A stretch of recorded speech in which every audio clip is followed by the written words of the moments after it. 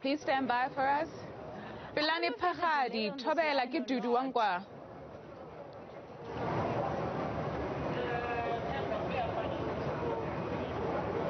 Okay.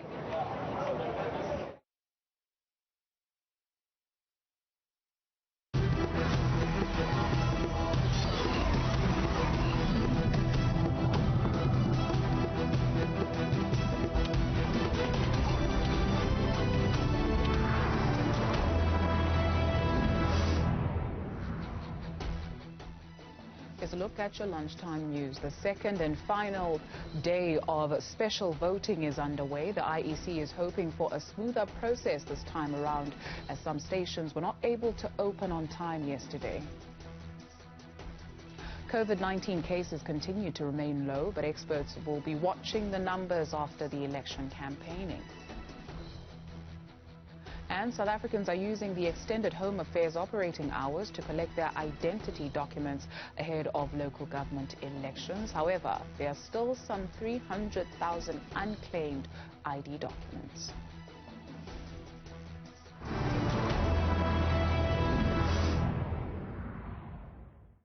We're back with news from Gauteng, the city of Tshwane to be specific. For a while now, it has been used as an example of how coalition governments can go wrong.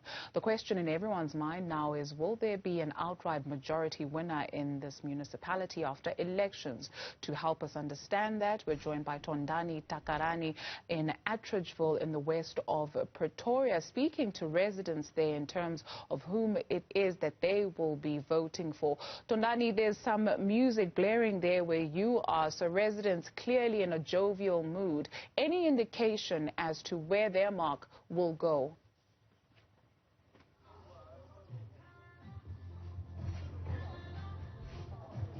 So not necessarily. I mean, some of them are keeping, their cards close to their chest, which is understandable. It's their democratic right. But, there's a general sentiment here in communities across the city of Tshwane, and that is, since the coalition government came to be back in 2016, they've generally been neglected. Service delivery virtually non-existent, and the commitments and or promises that were made by political parties leading up to those elections have, largely been forgone.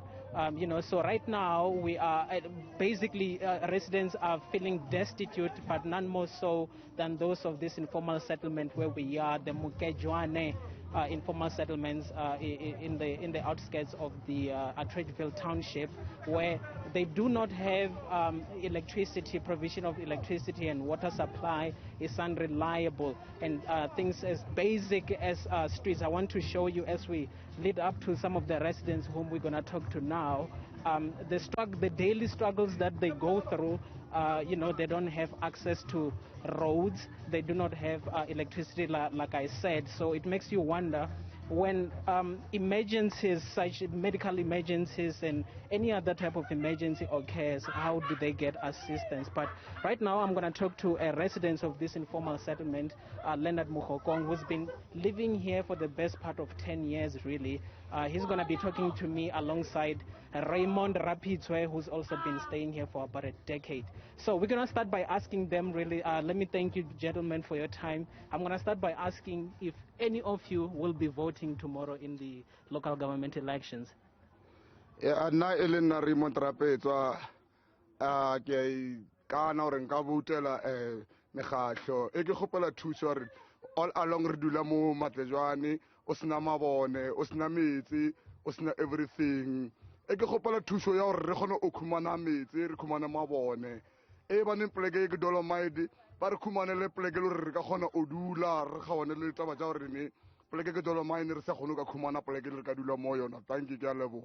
Let me ask the same question to Raymond, to Leonard Muhokong. Will you be voting, and what are you hoping your vote will mean after the elections?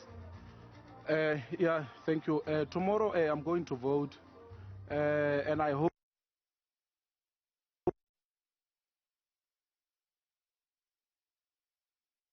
We apologize for that disruption in transmission there on that story of Tondani. But speaking to the people of that community in Pretoria, who's saying they will definitely go out to vote tomorrow. An interesting picture that we see in the city of Tshwane as compared to what we saw with my colleague Sipha Kema in the Eastern Cape, where the community there says they're definitely not voting.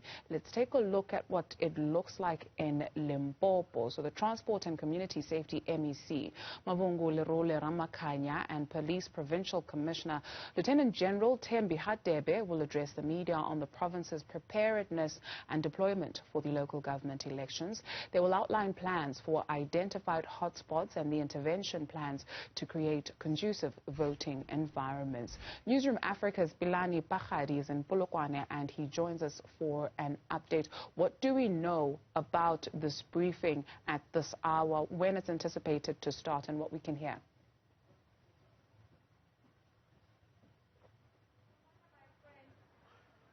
Judy, I may have lost a little bit of transmission there. I hope you can hear me, but we are in Polokwane, of course. This is where MEC Mavungu Lerole Ramakanya, of course, will be briefing the media in a short while about the preparedness as far as safety is concerned in the Limpopo province.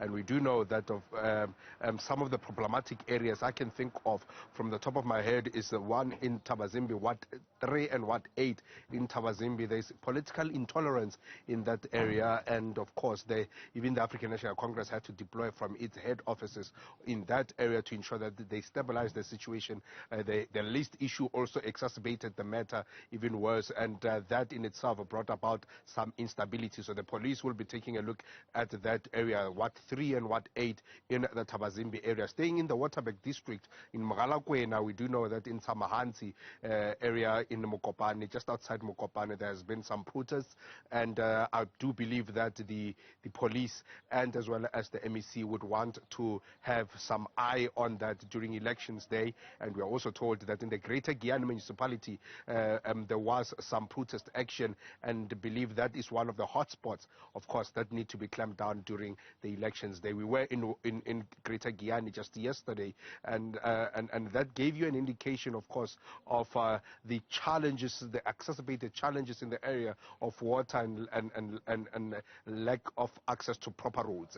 And here, of course, as the MEC goes on to brief the media, we would believe that we would want to ask, as the media, that question, very important question, as to the progress in the finding of the four Moti brothers who have gone missing. Just about 10 days now. It has been quite a while. So the Moti brothers, there, as far as we are concerned, there is still the police having to deal with that matter. We are not told, have not been given any kind of progress update. So we will ask about that from the MEC and as well as the Lieutenant General, who is the Commissioner of the province here, Thembi Hadebe, to just give us an indication as far as progress in that particular case is concerned. So we are here in Polokwane to get a progress report as far as the readiness and preparedness for the police tomorrow on election day. Thank you very much, Bilani Pakhadi. As we anticipate details of what will be happening in Limpopo come election day, we can take you to the northwest. So the Rustenburg local municipality in the platinum belt of that province is one of the highly contested municipalities. It is the only hung council in the northwest. The ANC took over the affairs after being assisted by the new kid on the block, Butu Community Movement, which contested its first elections in 2016 and won award from the ANC. Now, this is where we find our reporter Bafedile Mwerane and camera operator Zwelake Hoza to talk us about the state of affairs in Rustenburg local municipality and elections. Bafedile.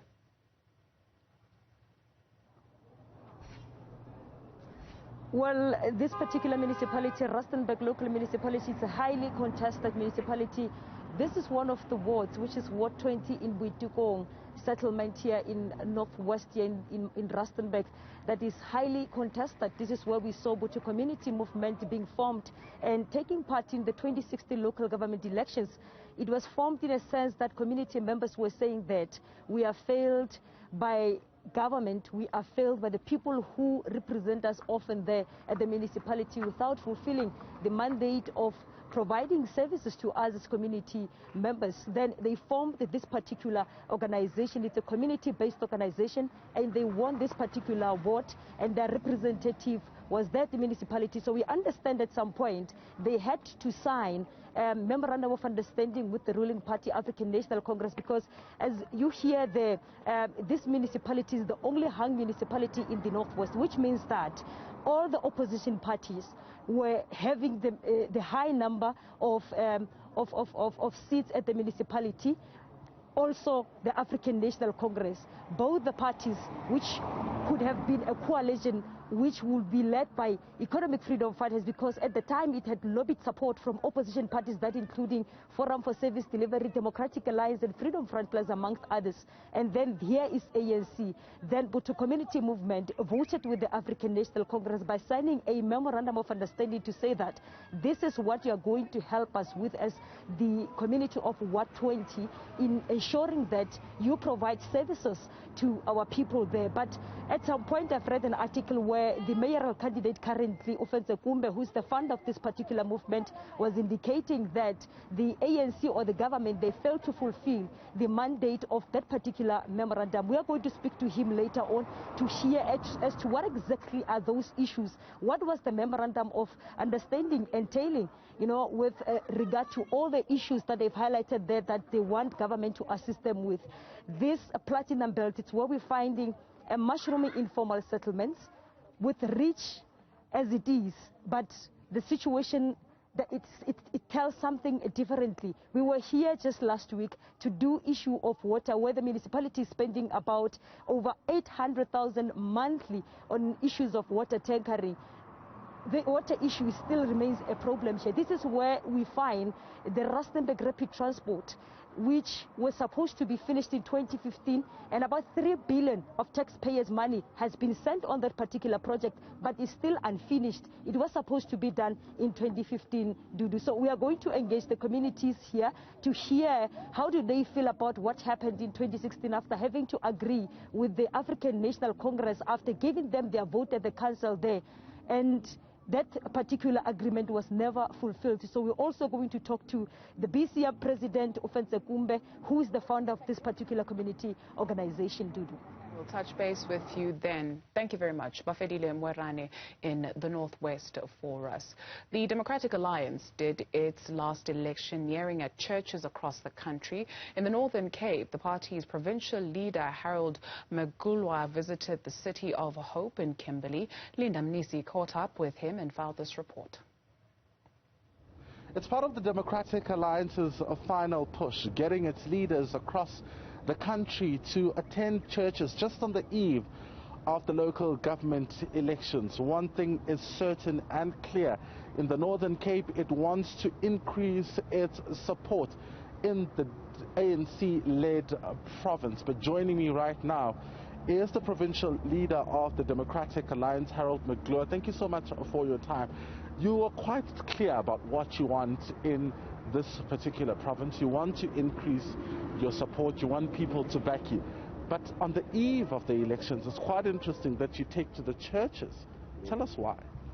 Yes, Linda, thank you very much. I think as we would like to increase our support base within the Northern Cape, firstly, we have been on a campaign trail ever since 13 September to date. It's about 48 days that we were on the road, literally went to towns, villages, and making sure that we garner support for the DA within the different municipalities. We've been traveling close to 21,000 kilometers, speaking to voters out there, convince them to vote for the DA because it's about time that we need change, and it's only the DA that can bring this hope within our communities and the DA that get things done. And by using the church as a firm believer, I believe that I have visited this church today also to give thanks and glory and honor to God for keeping us for 21,000 kilometers, traveling on the road, making sure that we visit towns and our voters there. What happened is that we want to say thank you, Lord, for kept us safe.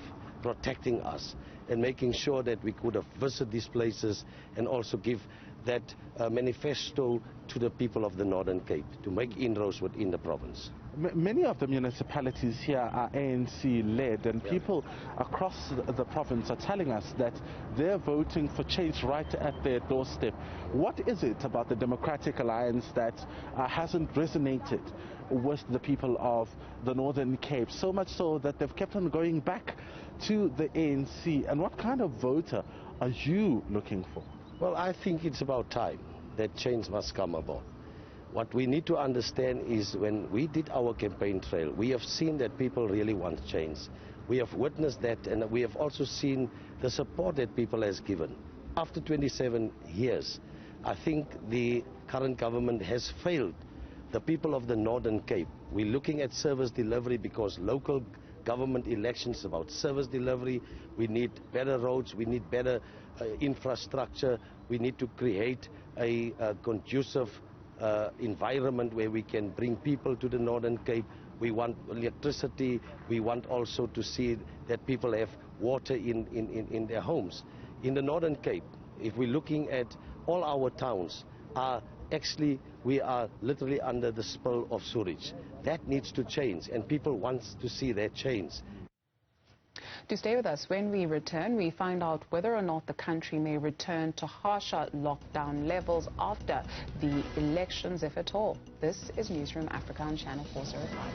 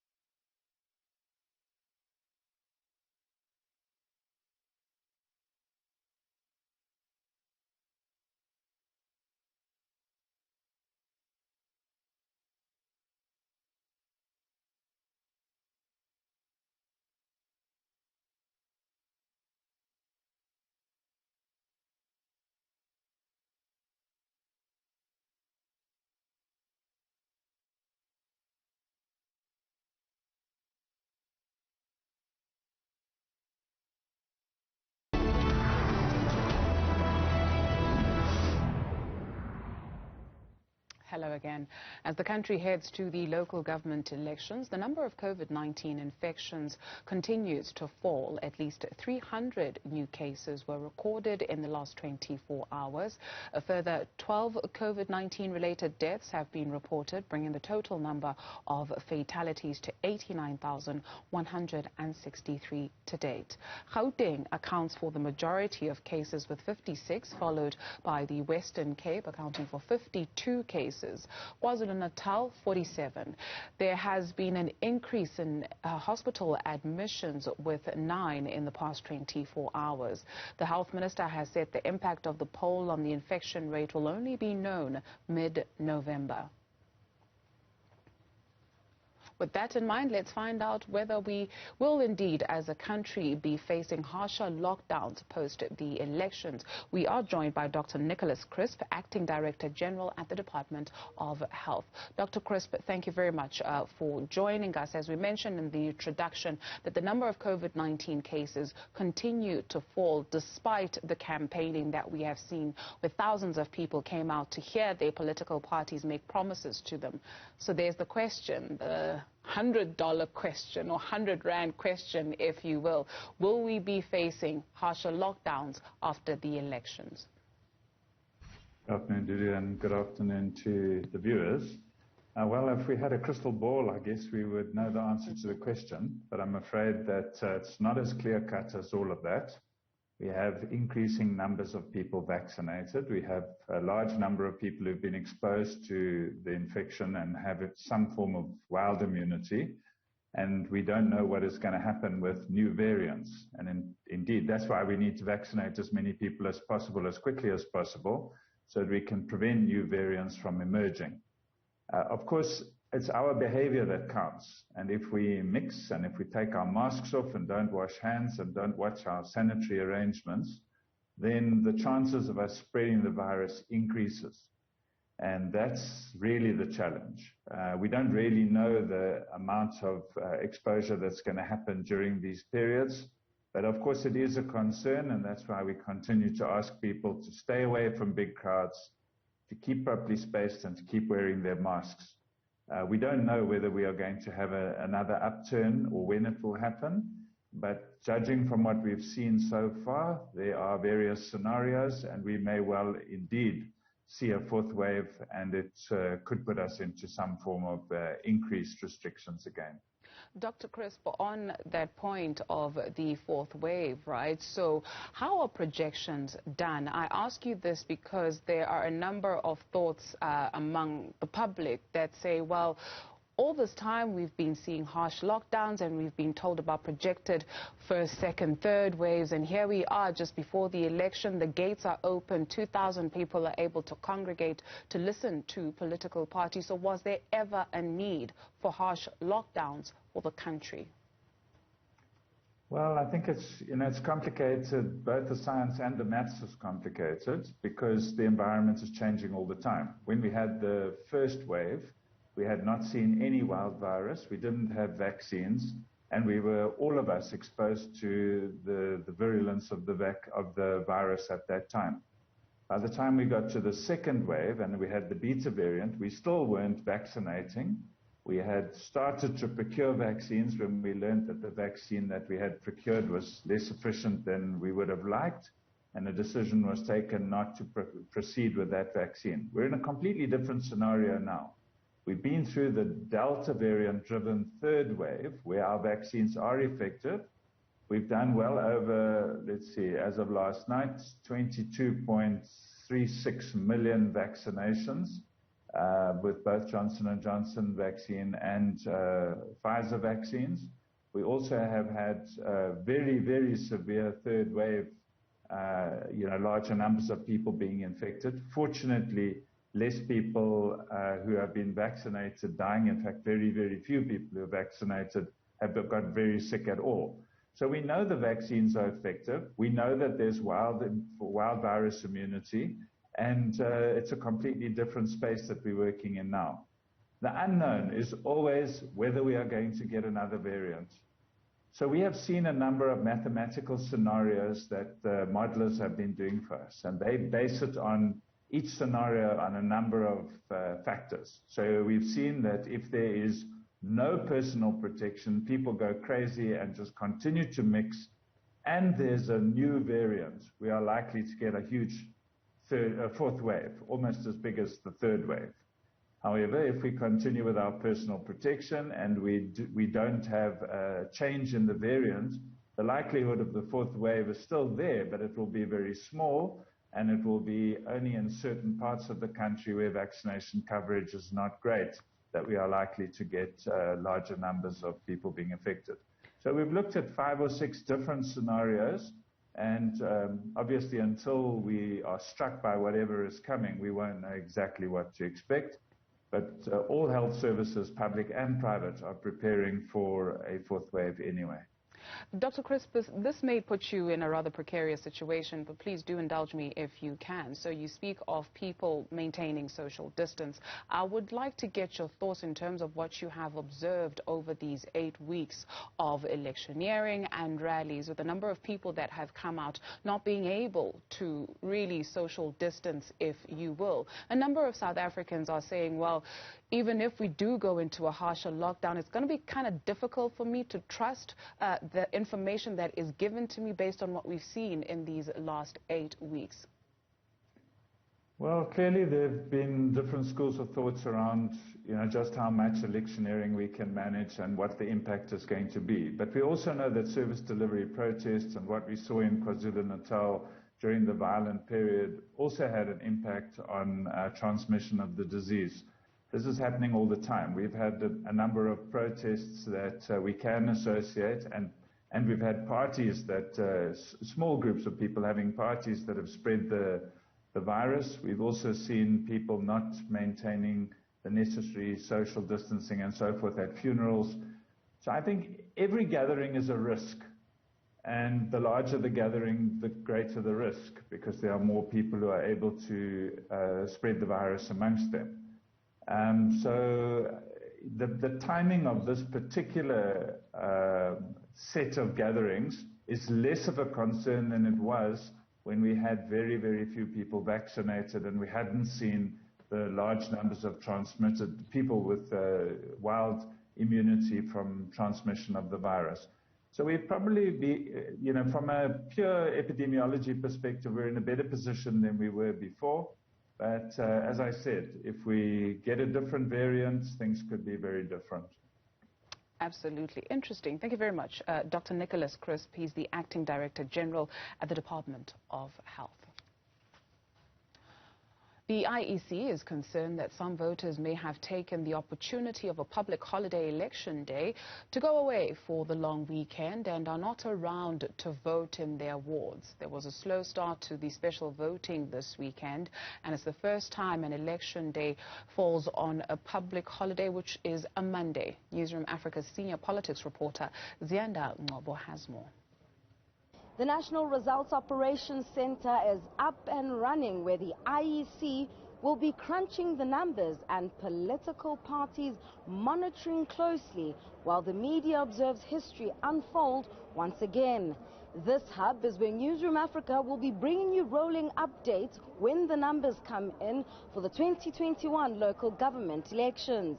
Saturday marked the beginning of the voting process, which was affected in at least 4 provinces due to inclement weather.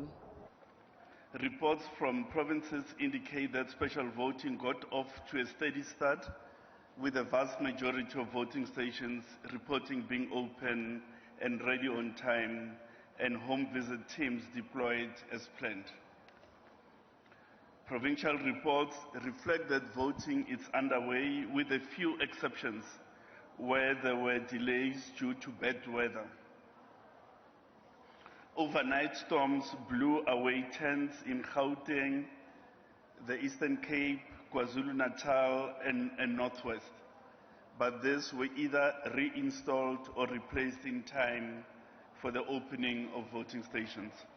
The IEC was probed on what contingency plans have been put in place at the 8 voting stations which failed to open due to either inclement weather or protest action in both the Eastern Cape and KwaZulu-Natal. We are aware of the service delivery protests in Entilini in the Eastern Cape. Now, what is going to happen is that those voting stations have to open and will open because there are people in those communities who have applied for special votes, and those people are entitled, like all citizens, a right to participate in the election. So working together with the security services, we should be in a position to get voting going in those areas. This is the first time in South Africa's democratic history that the election takes place on a Monday. For those who might have travelled outside of their respective provinces because of the long weekend, the IEC is pleading with those residents to return home in time to vote on November 1. Issue of voter turnout is a perennial concern of the Commission. We are always concerned about voter turnout because we want, as the Commission, to avail an opportunity so that the maximum number of South Africans participate in the elections, which is why we've provided for facilities for voters to vote with ease. So you are right again in saying this may be a long weekend and people may have traveled yesterday and so on. Our call is that if you have traveled, please do come back to your voting station on time, because you won't be able to vote anywhere else than in the voting district in which you are registered. Unlike in national and provincial elections where you have an opportunity to vote outside of your district, on this occasion that won't be possible. The IEC says a record 1.1 million applications have been received for special votes over the next 2 days, 49% of which will be cast through home visits, while the rest at voting stations. For Newzroom Afrika on Channel 405, I'm Zyanda Ngobo in Tshwane. Do stay with us. In a moment, we discuss the EFF's outlook on service delivery and its call for a multi-party pact to prioritize service delivery after the launch of its manifesto in Ekurhuleni.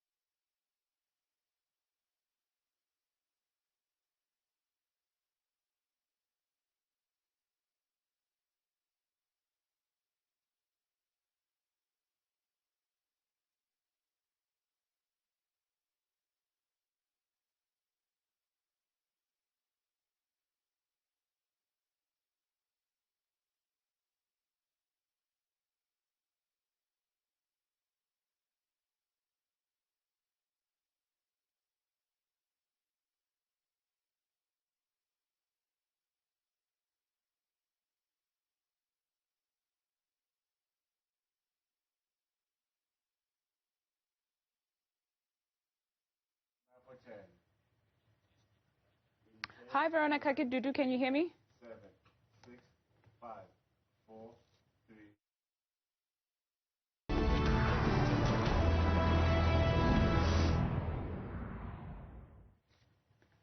The second